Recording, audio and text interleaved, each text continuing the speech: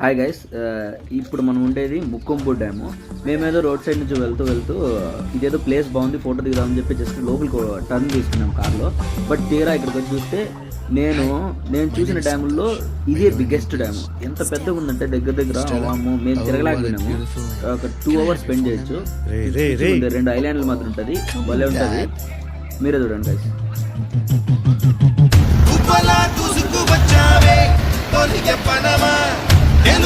ఎక్కడ వరాలో